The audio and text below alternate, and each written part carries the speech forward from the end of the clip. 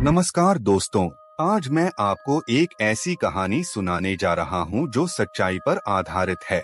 ये कहानी बिहार के बक्सर जिले के एक छोटे से गांव की है, जहाँ एक अजीब और डरावना वाकया हुआ था। इस गांव में एक परिवार रहता था, जिसमें रौनक नाम का एक 20 साल का लड़का अपने माता पिता और भाई बहनों के साथ रहता था। जैसे जैसे रौनक की उम्र बढ़ी, उसके लिए रिश्ता देखने के लिए लोग आने लगे। एक दिन उसे एक लड़की की फोटो बहुत पसंद आई। उसने अपनी माँ से कहा, माँ, मैं इसी से शादी करूँगा। उसकी माँ ने भी हामी भर दी और शादी की तैयारी शुरू हो गई। शादी का दिन आ पहुँचा। रौनक और उसका परिवार बहुत खुश थे। पूरे घर में हल्दी, मेहंदी और संगीत का माहौल था। रौनक मन ही मन बहुत खुश था। वह सोच रहा था कि उसकी दुल्हन बहुत ही सुंदर और संस्कारी होगी, जिसे वह गर्व से अपने दोस्तों के सामने दिखा सकेगा।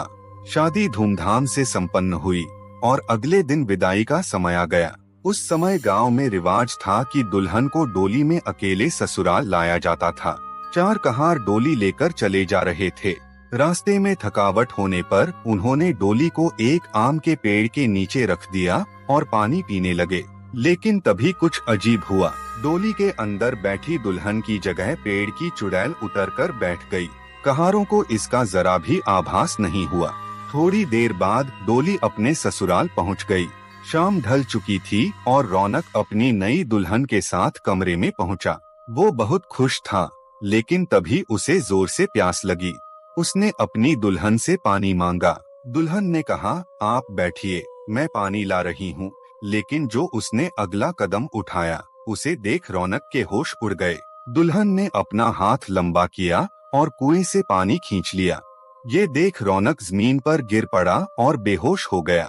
जब उसे होश आया तो उसने देखा कि उसकी दुल्हन घूंघट में छिपी चुड़ैल थी। वह भागने की कोशिश करने लगा, लेकिन चुड़ैल ने उसे रोक दिया। चुड़ैल ने कहा, डरो मत, मैं तुम्हें नुकसान नहीं पहुंचाऊंगी, लेकिन मैं तुम्हारे साथ नहीं रहूंगी। तुमने मेरा चेहरा देख लिया है, इसलिए मैं जा रही हूँ। लेकिन याद रखना, ये गांव हमेशा मेरी निगरानी में रहेगा। चुड़ैल ने उसे एक संदेश दिया, जिस घर का चूल्हा उत्तर दिशा में होगा, वह दक्षिण दिशा में कर लो। इससे उनके घर में हमेशा बरकत बनी रहेगी। इसके बाद चुड़ैल गायब हो गई। कहते हैं कि आज भी उस गांव में कभी कोई बड़ा संकट नहीं आता और लोग खुशी खुशी रहते हैं। तो दोस्तों, यह थी आज की कहानी। अगर आपको यह कहानी पसंद आई हो तो वीडियो को लाइक करें, चैनल को सब्सक्राइब करें और कमेंट में अपनी राय जरूर दें।